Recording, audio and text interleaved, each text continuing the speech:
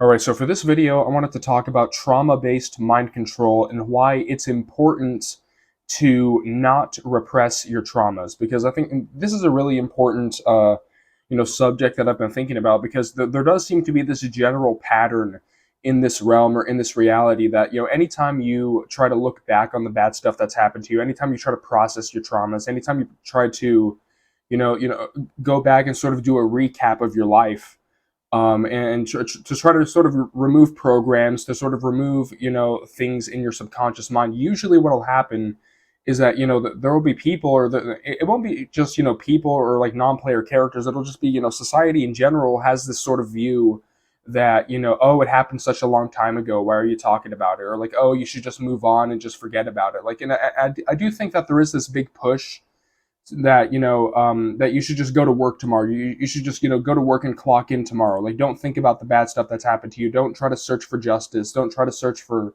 okay, like, why do I feel this way. Like, people call you weak for being affected about the bad things that happen to you. It's like if you go up to like a 70-year-old woman who got molested when she was 6 or something. Let's use this as like an example, right? You go up to like a 70-year-old woman, like, yo, it was like over 60 years ago. Why are you so hung up on it, right? Like, that's what these people do.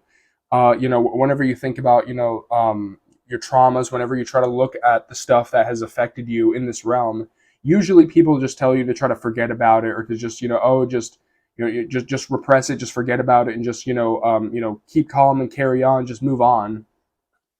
But I do think that there is a process that, like a lot of the traumas that you encounter in this realm, especially the early childhood traumas, are scripted in order to target the player characters. I think that there are a lot of things that, and so there's like a three-step process that I think happens, which is one, the trauma happens to you, the bad thing happens to you, and it affects you in some way, it programs your behavior in some way. And the second thing that happens is that society gaslights you, and it says basically, oh, okay, you should just move on from it, or like the world pretends like nothing ever happened, or like the people in your life pretend like they didn't do anything, or like, and that's one of the things that I've encountered personally, is that anytime you try to bring up something that a person did wrong to you or whatever, usually what'll happen is that they'll tell you to, like, they'll try not to talk about it. They'll try not to talk about it. They'll try to be silent about it and to not mention it. And if you do mention it, they'll be like, dude, that was like 2 weeks ago, bro. Why are you talking about it, right? So there does seem to be that step in the process that people tell you to just forget about it, move on, don't seek rectification, don't seek justice, don't try to understand what happened. Just occupy yourself with new stuff on this sort of hamster wheel. And the third step is that whenever you repress your traumas, whenever you sort of forget the bad stuff that happens to you, whenever you forget the stuff that affects you in this realm, what happens is that I think that there are back doors that are installed into your subconscious mind, where you essentially yet again, you get traumatized and your behavior is programmed in some way. And then what you do as sort of like a trauma response is you try to forget about it, you try to repress it, you try to pretend like it didn't happen, and then it goes into the subconscious mind. And then what that does is it opens back doors for you to become an Agent Smith, first of all, because I think that is one of the ways that people become sort of Agent Smiths in this realm, is that people get programmed with traumas that they never deal with, and so that opens back doors for demons to enter into people. And that's how the cycle of like the cycle of abuse, right? If you know what the cycle of abuse is, it's basically like a parent beats their kid, and then that kid grows up, and then he has kids, and then that kid that was beaten by his parents beats his kids, and the cycle continues, right? And so the trauma is passed down, through the bloodline, and so it manifests as sort of like a bloodline curse. Instead of breaking the cycle, instead of dealing with the stuff, usually people just repress it and then they project it onto other people. And so I think that it is really important that you understand that sort of three-step process, which is that usually you have a scripted trauma that happens to you, and then you get gaslit by society, and you're told to forget about it. And then once you forget about it, it becomes a program that runs in the background. And it sort of reminds me of a quote by Carl Jung.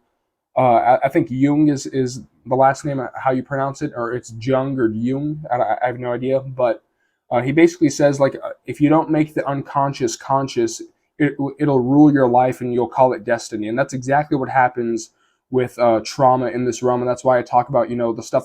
That's why I talk about my traumas. That's why I talk about the nature of traumas, because like the more I look back on that stuff, like the more I actually do a recap of like, what happened in my childhood, what happened, in school, what happened with, my experiences with people. What happens is that I sort of realize that there were programs inside of me that I wasn't aware of, and that's exactly what led me to discover the whole people pleasing program that I talked about in a couple of videos ago, where people pleasing is a survival response to bullying. Like if you grew up in an environment where you were bullied by other kids because the other kids didn't like you, then of course you're going to be very obsessed with what other people think of you, because what other people think of you in the past led to a direct threat to your physical safety. And so what happens is like that people pleasing response, that need to have other people like you, leads to you being a people pleaser. But like I would have never realized that was what it was, or I would have never realized like the nature of that behavior within myself, because I was trying to ask myself, okay, like why do I have this incessant need to try to like have other people like me, or like why is why is there this part of my brain that really cares about other people's opinions? And I realized that traces back to a lot of the traumas that I experienced in school, being bullied by other kids because of their whims, because of their emotional whims, because they just didn't like me for some reason, right? And so that led to me being, sort of adopting some of that behavior, being a people pleaser, because of the fact that was a program that was installed using trauma. And yet again, I think that a lot of the traumas that you experience in this realm, sort of lead to programs being installed into you. And so it's one of the ways that mind control sort of happens in this reality, is that yet again the trauma happens, you're told to forget about it, and then once you forget about it, that is a subconscious program that is running in the background, that like it opens back doors for you to be turned into an Agent Smith, where it's like you get angry at someone, or you sort of turn into a different person. Like that's one of the things that people say, like whenever people have like anger issues, or whenever they see someone who is abusive or whatever, it's like, oh, he turned into a completely different person. And that's because the Agent Smith entered inside of them, because they had stuff that they weren't processing. They had stuff that they haven't dealt with inside of them that manifests as a back door that demons can enter into. And that's exactly why the cycle of abuse happens. That's exactly why like a lot of people might have like anger issues or anger problems with it. I don't think it's not the emotion of anger that's a bad thing, because I think that anger is it's a distress signal. It's a sign of justice. I think that like your sense of right and wrong and your sense of justice is correlated with righteous anger. But I think that I do remember, I remember times in my life personally where I would crash out over like the simplest things. Like I remember a time in my life where if I was doing the dishes or whatever, and water landed on my shirt for some reason, because you know how like whenever you wash spoons in the sink and like you put the spoon under the stream of water and then it splashes onto your shirt, like it used to be. And I don't know if this is like teenage hormones or whatever, but I do think that it was linked with a lot of the stuff that I was dealing with at the time.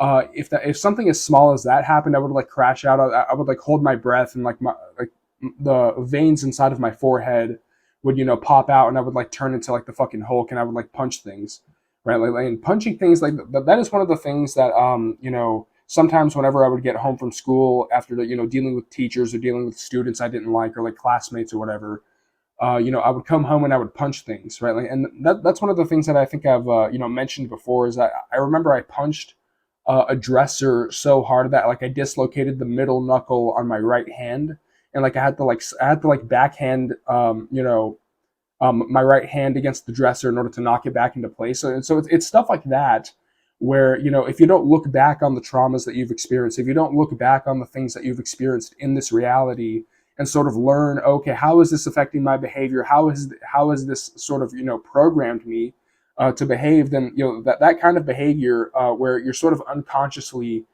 doing things, you're sort of unconsciously crashing out, and you're just you're having this sort of response to things, where sometimes it's not even like your mind is responding, it's almost like your body sort of reacts to certain things, like in this reality. I remember there was this one time where I think I got into like an argument with my sister one time, and I think that she got sort of flustered or mad, and she sort of like raised her voice or whatever, and I remember like I started to like And I don't know if this is like fucking autistic overwhelm. I don't know if I'm just being, autistic as fuck, but in this case. But I think that like what happened is like I started to like hyperventilate for no reason. Like literally my body, and I think that this is sort of related to a book that I think it's a book called like The Body Keeps the Score, right? Where it's like sometimes like whenever you go through certain situations that affect you, like some of it can be stored inside of your body, and so like that's exactly what happened. Is like whenever I got into like that argument with my sister, like I just like I got overwhelmed and I started to like hyperventilate, just and it wasn't even like me, and I was like I was sort of confused at what was happening at the time. Like I was literally like my cortisol, my adrenaline was spiking, and like I was literally like hyperventilating and stuff, and like I was confused at what was happening because I'm like, dude, like it's not that deep, like why the fuck is this happening? But it was like my body was reacting to something that I wasn't aware of, right? And so I think that that is one of the examples that I give, as to how trauma can sort of embed itself into you in order to program your behavior, in order to program you to be, more controllable by your emotions, right? And I think that this is exactly the reason why people tell you, oh, just get over it. It happened such a long time ago, bro. Just move on, bro. Just move on. Don't think about it. Just forget about it, and just occupy yourself with new stuff. And that was one of the ways that I tried to deal with a lot of the stuff that a lot of the videos that I make, where I talk about my experiences in school, my experiences with suicidal ideation, my experience, problems with family, all this other stuff. One of the ways that I tried to deal with that is I tried to repress it. I tried to just forget about it. Like that is a common impulse that I feel that people might have, is that they have this sort of impulse that, oh, I just want to forget about it. I just want to move on and forget about it, and sort of pretend like it never happened, pretend like it didn't affect me. But if you don't go through it, if you don't do that sort of recap of all the stuff that happens to you, then what will happen is that your subconscious mind will have programs inside of it that will control your behavior, and that's exactly what this realm wants. That's exactly what this matrix wants, is that it wants people to be controllable through trauma. It wants people to go through all of these scripted traumas that they experience, and to just forget about it, because that's how the program is embedded into you. That's how the back door is installed into your system. If you don't know what a backdoor is in computer science, like in computer science and like cybersecurity stuff, right? Installing a backdoor in a computer is like, it's basically like an access point that like a hacker installs onto a computer that the owner of the computer is not aware of. And that's exactly how I think personally is one of the ways that demon possession can happen, especially when it comes to like domestic abuse situations, especially when it comes to like the cycle of abuse that I mentioned earlier. That is one of the ways that trauma-based mind control can sort of install back doors into your mind, is that you yet again you get traumatized, and that trauma affects your behavior. It programs your behavior in a certain way, and then people gaslight you and tell you, oh, you just need to forget about it, or people call you weak for being affected by it. If you're affected by it, if you're trying to remember it, if you're trying to seek justice or rectification, if you're trying to heal from it, people just say, oh, just get over it. It's not that deep, bro. Just forget about it. Right? Because yet again, this realm wants you to forget. It wants you to forget the traumas that you experience. It wants you to forget the bad stuff that happens to you, because if you forget it, if you repress it, it becomes a part of your unconscious mind, and boom, the matrix has you. Right? So I think that's one of the reasons why I talk about the nature of trauma in this realm. Even though it seems like an unrelated topic to a lot of the stuff that I talk about on the channel, even though it seems like it's not as esoteric as talking about the demiurge, talking about the archons, the reincarnation trap. I think that is like a really important subject, and that is why I place special emphasis on healing your traumas, looking back on your memories, trying to recover your sort of repressed memories of the stuff that happens to you. Because if you don't recover those memories, if you don't process those things, then you will have programs inside of you that will make you more controllable by this realm, and you won't be as much of a sovereign being if you don't go through that process. Even though it's uncomfortable, even though it's not pretty to look back on all your traumas, you have like all. And this is one of the things about the new age, especially, that I sort of see, is that there's a lot of spiritual sort of bypassing when it comes to the toxic positivity, when it comes to just positive vibe, good vibes only. like you're not allowed to think anything negative. You're not allowed to say anything negative. One of the things that that does is that it prevents people from looking back on the stuff that is programming them in that way, because looking back on your traumas, looking back on the stuff that happens to you in this realm, and seeing how affected you are by it, it really is like an uncomfortable process. It's not a pretty thing. It's not as pretty as like wearing a fancy robe and doing all the crystal stuff and doing all like the I don't know what new agers do, like oh, like tarot cards or whatever. Like it's not as pretty or fluffy, or it's not as appealing, but it's still something that is a really important process. And I think that that is one of the reasons why toxic positivity is so pushed by this realm, and why people come out of the woodwork to tell you to, oh, just forget about it, just forget about it, move on, don't look back on your memories, just forget about it. And yet again, boom, the back door is installed, and you become more programmed by this realm, because you refuse to sort of look at your memories. You sort of refuse to look at the traumas that you've experienced that might have embedded programs into your behavior, right? And so I think that that is like a really important topic to sort of talk about. Like that is the reason why I place an emphasis on like the nature of trauma, the nature of looking back on your memories and seeing, okay, how am I affected by this? How is this programmed my behavior? Is because a lot of traumas that people experience in this realm. If you're a player character, if you're someone who is in this realm, and you're sort of aware of what this realm is, then this realm does sort of come after you, and there are scripted events that are sort of meant for you in order to make you more controllable. And so breaking out of those programs does involve looking back and not repressing the traumas that happen to you, because repressing it and forgetting about it is one of the things that this realm relies on. This realm relies on forgetfulness, like I've said I've said this in like a video a long time ago, which is that we live in a realm that is made of bad memory. We live in a realm where yet it's like the reincarnation trap is you have like the memory wipe every time you reincarnate into this reality. You have like the difficulty in remembering dreams, remembering out of body experiences. And I think that is a limitation that they've tried to place. I don't know if it's genetic, I don't know if it's energetic, but I do think that the fact that a lot of people have a hard time remembering their dreams, I do think that is an artificial control mechanism that is installed. Unless you're someone who writes down your dreams, because writing down your dreams is something that you can do in order to combat this, right? But like another aspect of this sort of bad memory of this realm, or like the bad memory, the false memory, the forgetfulness of this realm is, this realm pressures you to forget your trauma, so that you just comply, so that you just go to work tomorrow, go to school tomorrow, whatever, and you just forget about the traumas that happened to you. And so you have these subconscious sort of programs behind the scenes that make you more easy to manipulate, and you might turn into like a golem.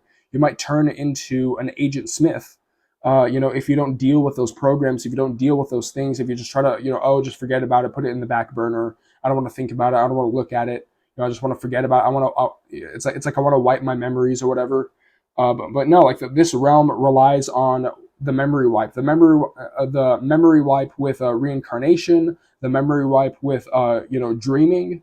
There's also like the repeating cycles of history, the matrix resets. How history is cyclical in nature, right? So a lot of the aspects of this realm sort of rely on people forgetting and sort of not learning from the past. And so I think that if we look at like the nature of traumas in this realm, I think that a lot of traumas are scripted in order to embed programs inside of you. People pressure you to forget about it, and then you have programs inside of your mind that make you behave in a certain way, even though you don't know where that source of behavior is coming from. And that's why it's important to sort of do a recap of the stuff that happens into your life, to really look back on the stuff that has happened to you, because I think that we do enter this realm not fully prepared for how shaken up we are by the stuff that happens here. We sort of enter this realm where like what, and all of a sudden we turn like 20 or whatever, and it's like, oh well, what the fuck happened? And so I think that doing like a life recapitulation, that's one of the the names that I've heard in one of Carlos Castaneda's books, is that he talks about how, you know, all the sorcerers do, you know, a life recapitulation, which is, you know, that's where the word recap comes from. Is you try to remember all the people that you've met in your life. You try to remember all the events that have happened in your life, in order to free up the energy that you've accumulated from all the experiences that you've had. And in particular, I think the energy that you've accumulated with traumas is especially important to release, right? But yeah, that's the video.